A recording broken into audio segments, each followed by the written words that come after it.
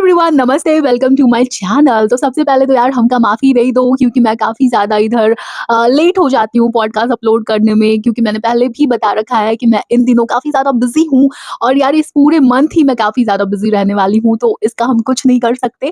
उसके बाद मैं रेगुलर हो जाऊँगी। तो यार जो टॉपिक है वो क्या है, आप लोग थंबनेल देखकर तो समझ चुके होंगे। तो यार इन दिनों जो मेरी बेटी और दामाद के ब्लॉग्स आ रहे हैं वो अच्छे हैं, प्यारे हैं। और यार सच बोलूँ ना तो हम इंडियंस की एक कमज़ोरी होती है कि हम सभी की ज़िंदगी में ना रायता फैला होता है, ये बात तो कॉमन होती है। कमज़ोरी ये होती है कि हमें ना ऐसे में एक परफेक्ट फैमिली देखनी बहुत अच्छी लगती है, जहाँ पे सब लोग साथ में हों, गाना गाएँ, खाना खाएँ, मस्ती मज़ाक करें, हँसी के जो फुहारे हैं वो हर जगह बिखरे हों। इस टाइप का हमें देखना कंटेंट बहुत अच्छा लगता है। तो ऐसे में इन दिनों क्योंकि बहुत बड़ी खुशखबरी आई है मेरी बेटी और दामाद के घर में गाइस, तो वहाँ पे काफ़ी उनके रिलेटिव्स आए हुए हैं। वहाँ पे उनकी नंद आई हुई है, उनके जो इन-लॉज़ हैं वो आए हुए हैं। तो ओवरऑल सब कुछ देखने में तो एंटरटेनिंग ही लग रहा है। लेकिन क्योंकि हमारी जो नज़र है ना वो हेटर की नज़र है, तो मैंने कुछ कीड़े ढूँढ के निकाल ही लिए हैं उसमें से, या फिर यूँ बोलूँ कि इन लोगों से गलती से मिस्टेक हो गई है कंटेंट की जो लंबाई, चौड़ाई और मोटाई बढ़ाने का लालच होता है ना गाइस, अच्छे-अच्छों को ले डूबता है कई बार। या फिर ये जो रंगा सियार है मास्टरमाइंड, उसने फिर से कौनो खेला किया है यार, पता नहीं क्या हुआ है, लेकिन फिलहाल जो बात है वो मैं तुम लोगों को बताती हूँ। तो अभी इन लोगों का कंटेंट चल रहा है वही बच्चा, बच्चा, बच्चा, बच्चा, और उसके बाद इनका चल रहा है ये जो छठी पूजा की तैयारी और छठी पूजा की बुआ ने ये सब जो इनका ब्लॉग था ना, वो मैंने देखा। तो वहाँ पे मुझे एक चीज़ नज़र आई कि बच्चों के कपड़े को सुखाने के लिए स्टैंड लेकर आए हुए होते हैं डम्भावना भौजी के फेवरेट जीजा जी, हाँ जी। तो वो लेकर आते हैं। वैसे कटप्पा याद आ जाता है मुझे यार इनके जीजा जी को देखकर। वैसे वो जिस तरह से अपने इंटीरियर डिजाइनर्स को कह रही थी ना, ओए कटप्पे छोड़ूंगी नहीं तुझे, तो मुझे लगता है जब ये जीजा जी से भी थोड़ी सी नाराज हो जाती होंगी ना, या पीछे में होता है ना लोग बैक बिचिंग करते हैं कि ठीक है, मतलब मुंह पे अच्छे से बोलना ही पड़ता है यार, ननद के हस्बैंड है, लेकिन कई बार होता है ना कि पीछे में उनकी कुछ बातें जो हमें अच्छी नहीं लग रही होती है उसकी चर्चा हम कर लेते हैं गाइस। हर किसी के अंदर एक शैतान छिपा होता है, तो वो हो सकता है कि नम्बा अपना बेटी है ना, वो अपने जो जीजा जी हैं उनको इसी नाम से बुलाती होगी कि एक कटप्पे कितना हँसता है, एक कटप्पे। खैर ये तो एक अलग लेवल की बकैती हो गई, मैं पॉइंट पे आती हूँ। ऐसा है कि ये लोग जब स्टैंड लेकर आते हैं तो वहाँ पे बातें चल रही होती है कि यार कपड़े सूख जाएँगे, तो फिर कुछ और भी ये लेके आते हैं, वही कपड़े सुखाने का ही कुछ होता है, उसका पर्टिकुलर नाम क्या है मुझे नहीं पता। तो उनकी जो सासू मॉम है डम्भावना बेटी की, वो सिखा रही होती है कि देखो इसको ऐसे करोगी ना तो सूखेंगे कपड़े। इसी दौरान मतलब हँसी के इस माहौल में मेरी हेटर दृष्टि ने और मेरे हेटर कानों ने एक ऐसी बात देख ली और सुन ली, जिससे यार मैंने सोचा कि एक कंटेंट का पॉइंट तो मुझे मिल ही गया। वो बात ये थी कि इनकी जो सासू मॉम है वो कह रही होती है एक जगह पे कि यार जब हम यहाँ पे आते हैं ना तो हमको सबसे पहले टेंशन हो जाता है कपड़ा सुखाने का। तो डम्बनाश भाई और बाकी जो लोग थे वहाँ पे, अर्थात जो डम्भावना भौजी थी और भी लोग थे। तो यार तुम सोचो इतना बड़ा घर है, सब कुछ है, बालकनी है जहाँ से बहुत अच्छा दृश्य नज़र आता है। वहाँ पे भी कपड़े ये लोग सुखाने की इजाज़त नहीं देते। हाँ, मैं मानती हूँ सोसाइटीज़ में कई जगह पे अच्छा नहीं मानते हैं ना। एलीट लोग यार, एलीट लोग मतलब हम गरीब लोग हैं ना, हमारी छतों पे, बालकनीज़ में कपड़े सूख रहे होते हैं। मतलब हमारे लिए not a big deal guys. तो इनके यहाँ पे शायद ये लोग बहुत ज़्यादा हड़का के रखते हैं अंकल आंटी को कि कपड़े हम सुखाएँ तो सुखाएँ कहाँ, कैसे? ये आंटी के दिमाग में सवाल आने लगता है। आंटी खुद ही कह रही थी कि हमको ना टेंशन होने लग जाता है कि हम वहाँ पे जा रहे हैं, अब हम अपना कपड़ा कैसे सुखाएँगे? तो ये जो डम्बिनाशवा है ना, ये वहाँ पे कूदता है और ये भी कुछ-कुछ वहाँ पे बोल रहा होता है। मतलब पूरी जो कन्वर्सेशन हुई, अब देखो मैं कोई टेप रिकॉर्डर तो हूँ नहीं ना कि मैं वर्ड टू वर्ड बता पाऊँ।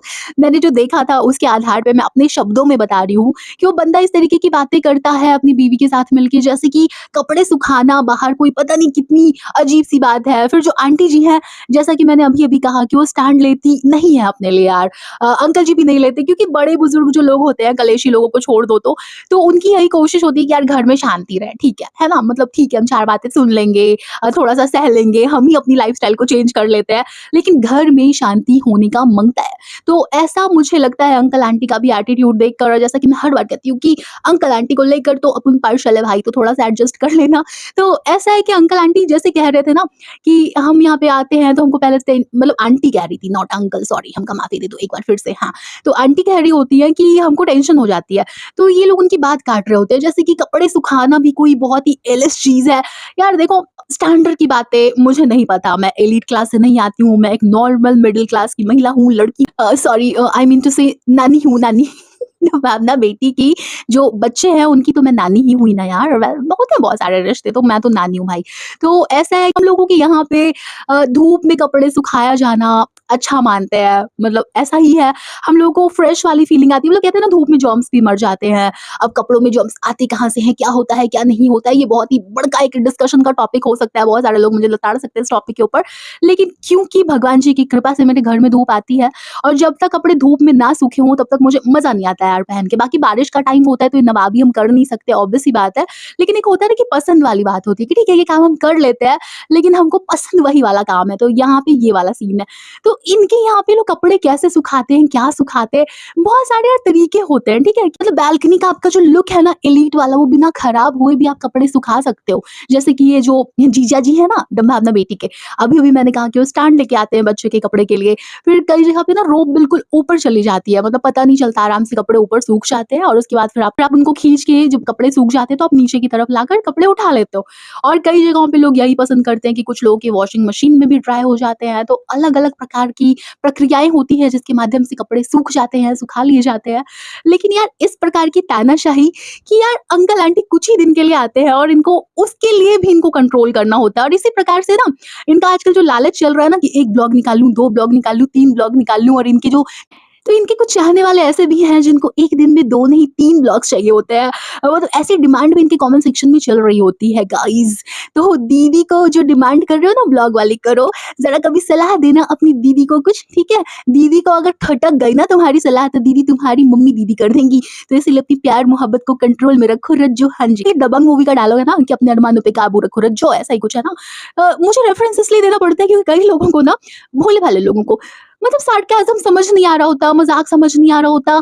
कोई बात अगर मैंने मज़ाकिया अंदाज़ में या फिर बस ऐवें ही कह दी होती है ना, मतलब कहते हैं व्यंग्यात्मक रूप से, तो उन लोगों को समझ नहीं आती, वो भी वही बात कह रहे होते हैं जो मैंने कही होती है। लेकिन मुझे पता है ना गाली देके जाते हैं यार। इतने लंबे टाइम से मैं ये सब झेल रही हूँ, बताओ मुझे क्या-क्या झेलना पड़ता है एक डिमोनेटाइज़ चैनल के ऊपर भी। चलो कोई ना भाई, जल्दी ही मेरा चैनल भी मोनेटाइज़ हो जाएगा ईश्वर की कृपा से और आप लोगों के सहयोग से। हाँ जी। हाँ, तो मैं क्या कह रही थी यार, कई बार बकैती करते-करते मैं इतनी आगे निकल जाती हूँ ना कि अपने पॉइंट्स खुद ही भूल जाती हूँ गाइज़। तो देखो यार, जो भी था ये पूरा स्याप्पा, जो भी था इनका डिस्कशन, उस समय डम्बिनाश बहुत मज़ाकिया लहज़े में हर बात को टालता हुआ दिखाई दे रहा था।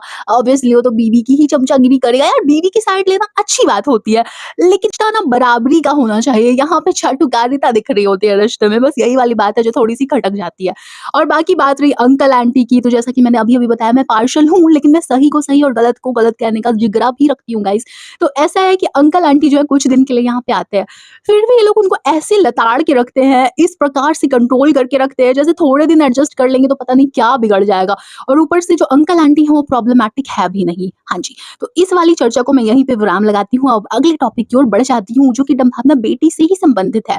ये तो साबित हो गया ना कि डरा के रखती हैं अपने सास-ससुर को, हाँ नहीं तो।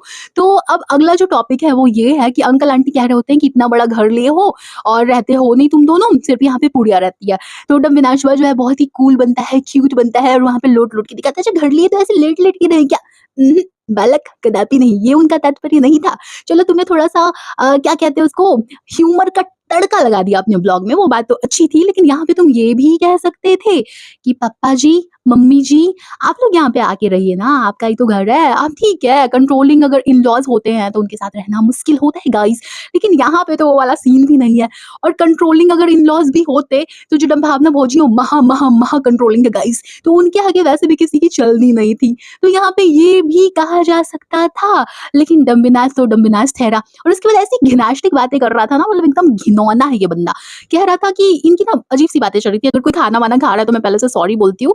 मैं अपनी बात शुरू करूँ ये वाली, उससे पहले आप थोड़ा-सा ना मेरे पॉडकास्ट को भगा दो, मत सुनो, ये वाली बात थोड़ी-सी गंदी है वैसी वाली। होता ये है कि ये सब चर्चा कर रहे होते हैं कि अभी कुछ दिनों में तो यहाँ पे ऐसा दिखेगा कि यहाँ पे पॉटी है, वहाँ पे पॉटी है। तो पता है यहाँ पे डम्बिनाशवा क्या कहता है, कहते हैं मैं भी ऐसे ही करता फिरूँगी। मतलब मुझे इतनी घिन आ रही है अभी बोलते हुए भी कि मैं क्या बताऊँ। यार पता है ट्रांसपेरेंसी अलग चीज़ है। इतना ट्रांसपेरेंट नहीं होना था डम्बेनाश भाई। वैसे जहाँ पे ट्रांसपेरेंसी चाहिए होती है, जब जनता चीख रही होती है, चिल्ला रही होती है, आपकी बीवी ने वेट कम किया तो किया कैसे? डाइट क्या है? क्या खाती थी? क्या पीती थी? कैसे जीती थी? तो वो तो दिखाते नहीं हो, हमेशा हमें खीरा और कॉफ़ी दिखाते रहते हो, है ना? खीरा, ककड़ी, कॉफ़ी तो कभी दिखाते नहीं हो। उस मामले में ट्रांसपेरेंसी आती नहीं है। बाकी टट्टी-पोटी खूब सुनाना है जनता को, है ना? मतलब ऐसे लोग हैं ना कि मैं क्या बताऊँ। इससे पहले याद होगा इनकी जो फरी बेबी है, उसकी कॉन्स्टिपेशन की दास्तान भी हम लोगों ने सुनी है। उसके बाद जिस दिन उसको कॉन्स्टिपेशन से मुक्ति मिली, हमने वो भी देखा है गाइज़, वो भी सहा है हमने। तो पता नहीं क्यों इतने ट्रांसपेरेंट ये हो जाते हैं वहाँ पे जहाँ पे नहीं होना चाहिए और वहाँ पे नहीं होते जहाँ पे होना चाहिए। हाँ जी। अच्छा, एक और बात मुझे याद आ गई कि इनके बच्चों का जो नाम है इनको रखना है ध से, और वैसे तो इन्होंने नाम सोच रखा है जैसा कि इन्होंने ही हमें बताया। और उसके बाद ये कह रहे थे जनता को कि यार आप लोग भी नाम बताना। बेचारी जनता कमेंट सेक्शन में लिख रही है धरा रख दो, धारिणी रख दो, ध्वनि रख दो, बहुत सारे अच्छे-अच्छे नाम बता रही है यार। एक नाम तो यार मुझे बड़ा अच्छा लग गया था और देखो मेरा दिमाग कितना शानदार है, मैं खुद ही भूल गई। तो उसके बाद ऐसा है कि सारे नाम जो है जनता बता रही है, सजेस्ट कर रही है, सुझा रही है, लेकिन अभी से मैं आप लोगों को एक चेतावनी दे देती हूँ, फिर मत कहना कि कांदा ने बताया नहीं था। ऐसा है कि यहाँ पे बहुत सारे लोग ये भी लिख रहे हैं, सारे लोग ना कंसर्न की वजह से ये कह रहे हैं कि जो राशि का नाम होता है ना वो बच्चों को नहीं देते। हम्म, थांबा बहनी थांबा, अभी दीदी आएंगी, मस्त गली आएंगी और उसके बाद निकल जाएंगी। आपसे उनको सलाह नहीं चाहिए। आपको कुछ बताना ही है तो आप कमेंट सेक्शन में नाम बताकर उनके ब्लॉग की जो एंगेजमेंट है उसको बढ़ा सकते हैं, लेकिन ऐसे नहीं यार। मतलब क्यों ही सलाह देना है? अभी कुछ दिन में आएंगी, तुम लोग क्या जानते हो, हम क्या यहाँ पे पागल बैठे हैं। मतलब ये लोग खुद ही कंफ्यूज है। पहले तो ये लोग पूछेंगे, फिर आप लोग बताओगे, इनके झांसे में आ जाओगे, उसके बाद ये लोग आकर खुद ही कहेंगे हम क्या कुछ नहीं जानते। क्या समझते हो हमें तुम लोग? हाँ नहीं तो इनका यही चलता रहता है भाई। तो इनके झांसे में मत आया करो भोली-भाली मासूम जनता। तो यार यही था मेरे आज के पॉडकास्ट में और यही थी वो पंचायत जो मुझे आप लोगों के साथ करनी थी। तो चलो यार, यहाँ तक अगर सुन लिया है तो तुम्हें थैंक यू सो मच। और यार लाइक करना भूल गए हो तो अभी भी कर दो ना, और अगर पहली बार मेरे चैनल पे आए हो तो मेरे चैनल को सब्सक्राइब ज़रूर कर लेना और मेरे बाकी के पॉडकास्ट पे भी एक नज़र मार लेना। उम्मीद है तुमको पसंद आएँगे, क्या कहते हो? चलो जी, तो अब जाती हूँ मैं और तुमसे मिलना किसी और वीडियो के साथ या पॉडकास्ट के साथ फिर से वापस आती हूँ मैं। Bye bye.